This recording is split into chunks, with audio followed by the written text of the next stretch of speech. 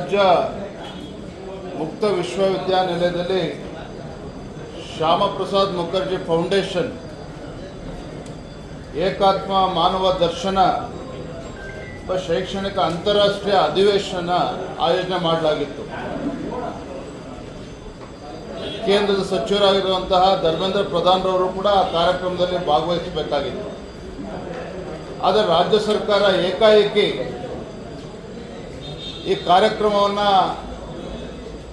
ರದ್ದು ಮಾಡಬೇಕು ಅಂತೇಳಿ ಆದೇಶ ಮಾಡಿರುವಂಥದ್ದು ಮತ್ತು ಉಪಕುಲಪತಿಗಳಿಗೆ ನೋಟಿಸನ್ನು ಕೂಡ ನೀಡಿರುವಂಥದ್ದು ಇದು ದ್ವೇಷದ ರಾಜಕಾರಣ. ವಿಶ್ವವಿದ್ಯಾನಿಲಯದಲ್ಲಿ ನಡೀತಕ್ಕಂಥ ಕಾರ್ಯಕ್ರಮಕ್ಕೂ ಕೂಡ ಇವರು ಕಲ್ಲಾಗ್ತಕ್ಕಂಥ ಕೆಲಸ ಮಾಡ್ತಾ ಇದ್ದಾರೆ ಅಂತ ಹೇಳಿದ್ರೆ, ಇವತ್ತೇನು ರಾಜ್ಯ ಸರ್ಕಾರ ಬೆಳಗಾವಿನಲ್ಲಿ ದ್ವೇಷ ಭಾಷಣದ ಮಸೂದೆಯನ್ನು ತಂದರು. ನಿಜವಾಗ್ಲೂ ಕೂಡ ಇವರ ವಿರುದ್ಧ ರಾಜ್ಯ ಸರ್ಕಾರದ ವಿರುದ್ಧವೇ ಕ್ರಮವನ್ನು ಕೈಗೊಳ್ಳಬೇಕಾಗ್ತದೆ.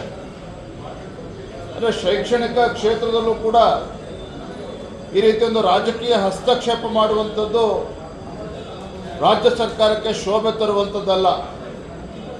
ನಾನು ಮಾನ್ಯ ಸಚಿವರಿಗೆ ಆಗ್ರಹ ಪಡಿಸ್ತೇನೆ, ಆಗಿರ್ತಕ್ಕಂಥ ತಪ್ಪನ್ನು ಸರಿಪಡಿಸಿ ಕಾರ್ಯಕ್ರಮಕ್ಕೆ ಅನುವು ಮಾಡಿಕೊಡ್ಬೇಕು ಅಂತೇಳಿ ನಾನು ಈ ಸಂದರ್ಭದಲ್ಲಿ ಆಗ್ರಹನ ಪಡಿಸ್ತಾ ಇದ್ದೇನೆ.